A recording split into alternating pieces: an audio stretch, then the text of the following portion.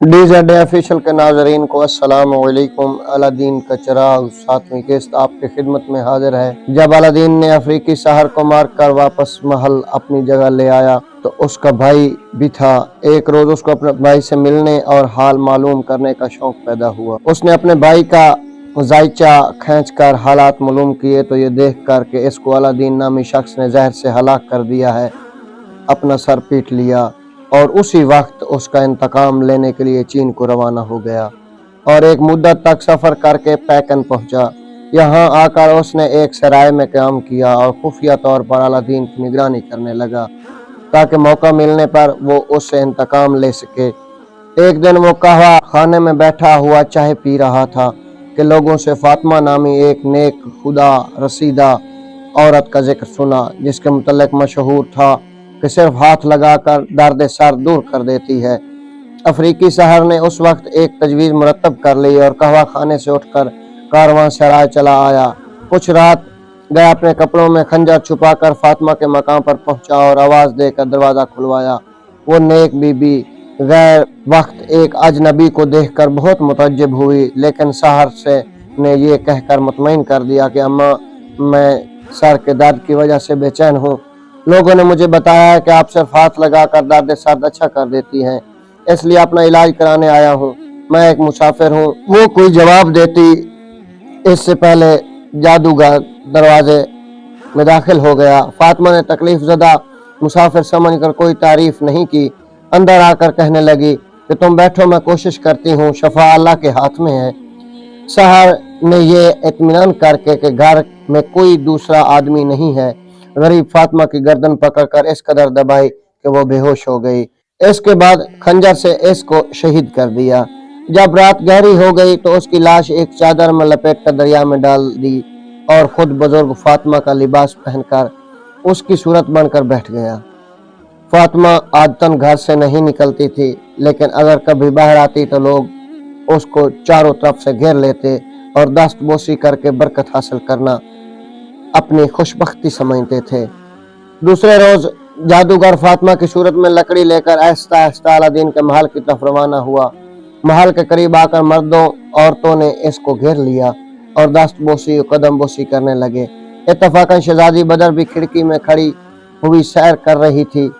उसने फातिमा और लोगों को देखा तो ख्याल आया कि ऐसे खुदा रसीदा औरत को चंद रोज अपने यहाँ रखा जाए तो बड़ी खैर व बरकत का बहस होगा।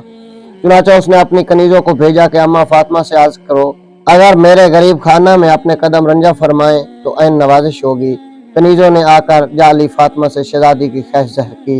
वो कम बख्त तो इस ताक में यहाँ तक आया था कि किसी तरह अलादीन के महल तक रसाई हो जाए तो मौका पाकर उसे अपने भाई का इंतकाम लो। चुनाचा दुआ देकर कहा कि मैं उनके यहाँ जरूर चलूंगी। इनका शौहर और खुद भी बहुत नेक बख्त हैं, लाखों आदमी उनके फैज से परविश पा रहे हैं। उनके पास जाना मेरी ऐन सादत है। लोग चूंकि अलादीन से वालहाना मोहब्बत करते थे, इसलिए फौरन अम्मा फातिमा को रास्ता दे दिया और वो मरदूद शहर नेक फातिमा के भेष में लकड़ी टेकता हुआ अलादीन के महल में आया। अंदर शहजादी बदर ने इस्तकबाल किया और उसके हाथ चूमकर इज्जत से सदर मकाम पर बैठाया। फिर शहजादी ने अर्ज किया कि मुद्दत से आपके दीदार की तमन्ना थी, आज वो तमन्ना खुशकिस्मती से पूरी हो गई। मैं चाहती हूँ कि आप चंद रोज मेरे यहाँ क़याम फरमाए। जली फातिमा ने पहले दुनिया की बेसबाती पर तकरीर की, अपनी इबादत तन्हाइयों का जिक्र करके कहा कि बेटी, किसी कोने में सबसे अलग मेरे लिए एक चारपाई डलवा देना, मैं तेरी दिल शिकनी नहीं कर सकती। शहजादी ने इसको तमाम महल दिखलाया। शहर ने बहुत एहतियात से अलादीन की ख्वाबगाह के करीब का कमरा पसंद किया और कुल सामान आरैश हटवा कर सिर्फ एक बोरिया बिछवा लिया और इसमें रिहाइश इख्तियार कर ली। तमाम दिन जाली फातिमा शहजादी से बातें करती रही और जब अलादीन के आने का वक्त होता तो कमरे में जाकर इबादत में मशगूल हो जाती। इस तरह 2-3 दिन गुजर गए। जाली फातिमा ने शहजादी से ऐसे घुल मिल कर गुफ्तगू की कि वो परवाना वार निसार रहने लगी। एक रोज अलादीन शिकार को गया हुआ था और जाली फातिमा शहजादी के महल में सैर कर रही थी। बारादरी में आकर फातिमा ने शहजादी बदर से कहा कि आपका महल निहायत बेनज़ीर है, लेकिन इसमें एक कमी है। बदर ने पूछा, वो क्या? जाली फातिमा ने कहा, अगर इस बारादरी में रुख का अंडा लटका दिया जाए तो इसके हुस्नो میں 100 गुना इजाफा हो जाएगा। बदर ने ताज्जुब से पूछा, रूह का अंडा कैसा होता है? खबीस बुढ़िया ने कहा कि वो सिर्फ देखने से तल्लक रखता है। आकाश पहाड़ पर एक जानवर रुख होता है, इसका अंडा है। जिन लोगों ने ये महल तैयार किया है वो इसको जानते हैं और वही ला सकते हैं। इसके बाद याली फातिमा ने बात का रुख फेर दिया और दूसरी बात शुरू हो गई। शाम को जब अलादीन आया तो शहजादी बदर ने तन्हाई में उससे कहा कि हमारे महल में सब चीजें हैं लेकिन रुख का अंडा नहीं है। काश वो और मिल जाता तो फिर इसका नज़ीर पर्दा दुनिया पर न मिलता, लेकिन सुना है कि वो बहुत मुश्किल से मिलता है। अलादीन ने हंस कर कहा कि तुम बिल्कुल भी फिक्र न करो, मैं इंतजाम कर दूंगा। इसके बाद शहजादी किसी जरूरत से बाहर चली गई। अलादीन ने फौरन दरवाजा बंद करके चिराग को रगड़ा। जिन हाजिर हो गया। अलादीन ने उससे कहा कि आज शहजादी से किसी ने कहा है कि जब तक इस महल में रुख का अंडा, तुम एक रुख का अंडा हमें ला कर दो। ये सुनते ही जिन का चेहरा गुस्से से सुर्ख हो गया और शक्ल इतनी हैबतनाक हो गई कि अलादीन खौफ के मारे थर थर कांपने लगा।